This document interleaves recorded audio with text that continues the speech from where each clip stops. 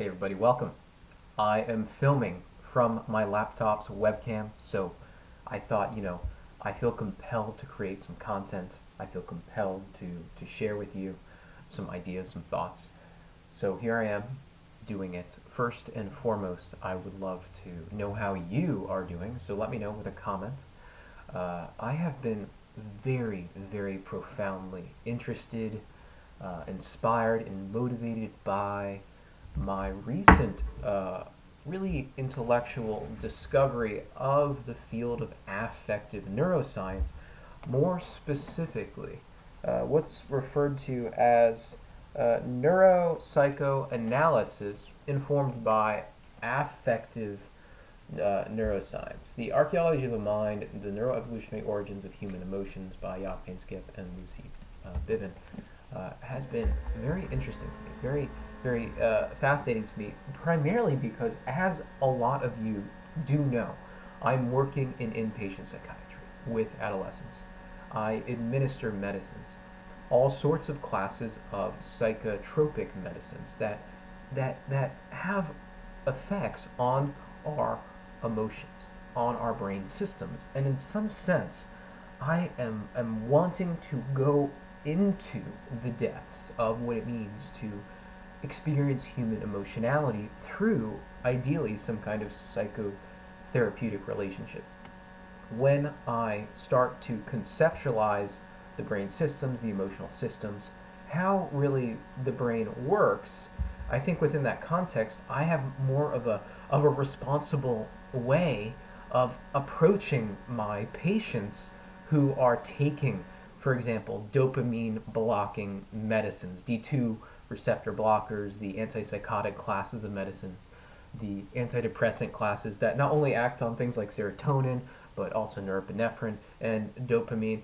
I have a better understanding of the emotional systems, right, that are being influenced by these psychotropic medicines.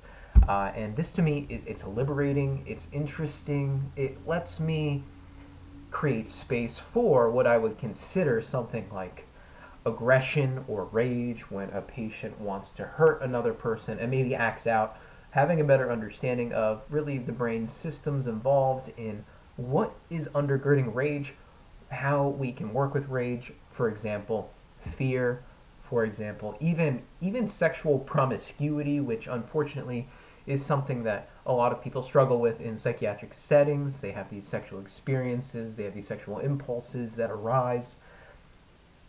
I'm trying to essentially learn how to create space for and honor the instinctual drives, such that in an ideal world, one day when I can prescribe and really manage the care of a patient, I can actually help assist the individual in integrating their instinctual sort of emotional drives with their cognitive life, with their relational and spiritual lives. This is the key to ethical mental health treatment, something that is lacking in our society because of our medical model. We need to think a bit more, I would argue, we need to be a bit more human in the practice of psychiatric delivery. So I'm trying to, as an idealist, bring what at least I do know so far, and then try to experiment with that through my clinical practice as I kind of broaden my scope as I pursue my nurse practitioner license. So it's very exciting, it's very interesting. And with that being said, I am also very excited because today I am going to the beach.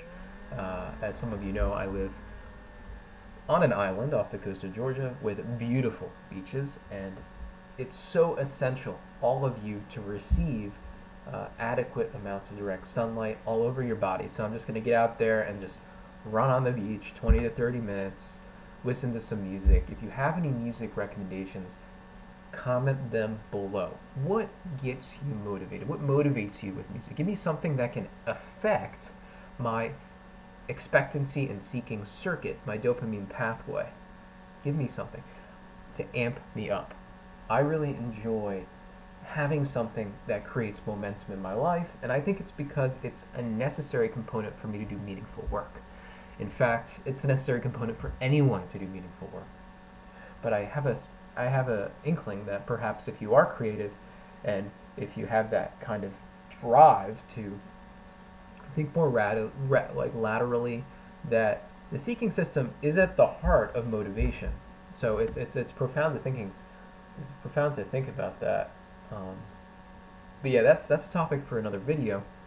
But wanted to make a video, say hello, wanted to encourage you as well, wherever you are in life, to know that you have within you, within your soul, the natural drive to live.